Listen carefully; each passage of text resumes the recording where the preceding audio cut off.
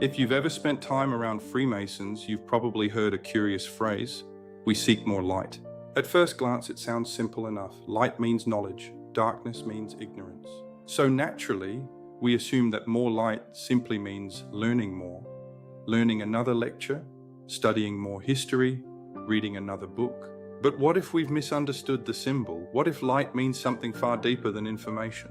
That question sent me on an unexpected journey, not only through Masonic ritual, but into one of Judaism's greatest mystical works, the Zohar. And what I discovered changed the way I think about one of Freemasonry's most familiar symbols. Let's begin with one of the oldest passages in the Bible, the opening chapter of Genesis.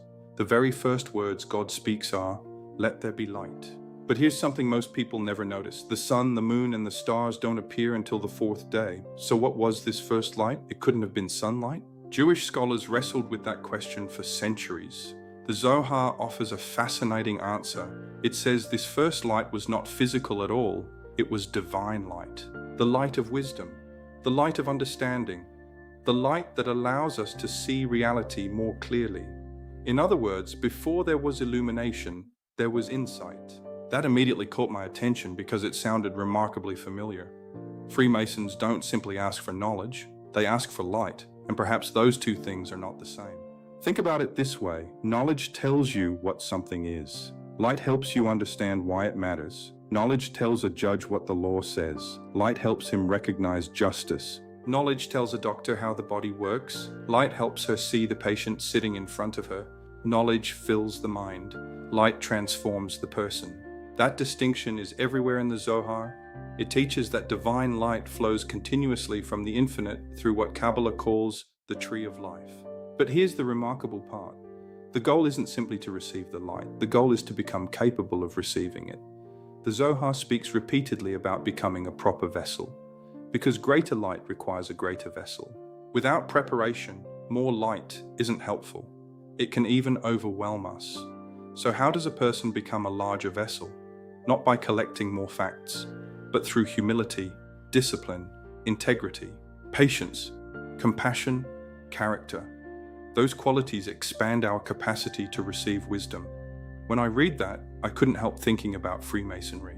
Why does Masonry have degrees? Why isn't everything revealed on the first day? Perhaps because the point was never to hand someone information.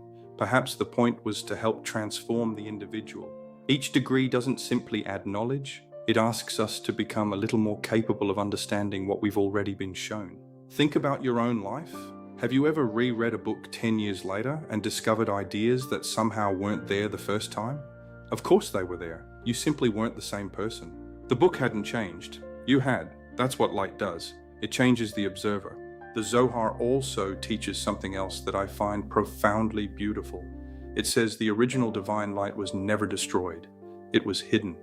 Truth still exists. Wisdom still exists. Our task is not to create it. Our task is to uncover it. Doesn't that sound remarkably like the work of the Mason? The rough ashlar already contains the finished stone.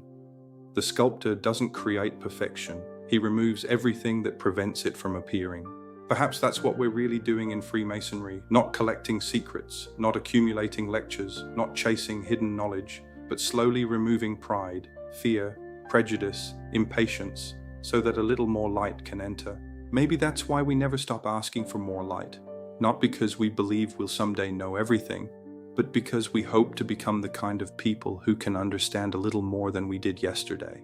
The older I become, the more convinced I am that wisdom isn't measured by how many answers we possess. It's measured by how much more clearly we see. So perhaps the next time we hear a Mason ask for more light, we should hear something much deeper. Not, teach me another lesson, but help me become the kind of person who can recognize truth when I see it. And that may be one of the most profound ideas ever hidden inside one of Freemasonry's simplest symbols. My name is Gene Whetstone. If today's question sparked your curiosity, I'd love to have you join me. As we continue exploring the history, symbols, and ideas behind Freemasonry, until next time, keep asking good questions